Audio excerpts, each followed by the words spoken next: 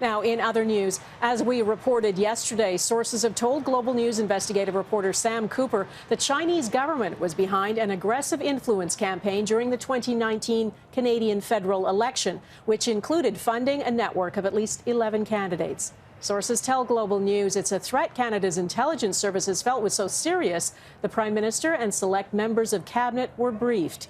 Our Ottawa Bureau Chief Mercedes Stephenson is with me. Mercedes, how has the Chinese government reacted to this story?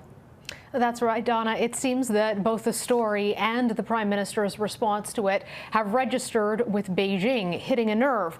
On Monday, we asked the Prime Minister about Sam's story. Mr. Trudeau didn't mince his words, accusing China of playing aggressive games with Canadian democracy and of targeting Canadian institutions. The Chinese Foreign Ministry spokesperson hit back today during his daily press conference, claiming China isn't interested in Canada's internal affairs and warning that Canada should, quote, stop making remarks that are detrimental to China-Canada relations. A long editorial also appeared in a Chinese state-controlled media outlet condemning the Canadian Prime Minister for accusing China of interference and warning that there could be consequences if Canada continues to back what it labeled as U.S.-controlled foreign policy. And what's been the reaction from politicians in Canada?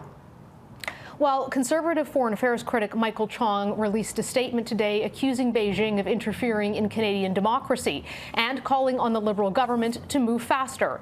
In a statement, Mr. Chong said the biggest victim of these PRC intimidation and interference operations is the Chinese community themselves, calling on the Trudeau government to, quote, do more to protect the Chinese community from the PRC's threats and to protect Canadian democracy. Now, allied countries like Australia have chosen to bring in updated laws that address concerns about Chinese state interference, including modern counter-espionage legislation and a foreign agents registry. And while the Prime Minister has promised to do more, he has not given us any specifics on what that could look like or a timeline of when it might happen.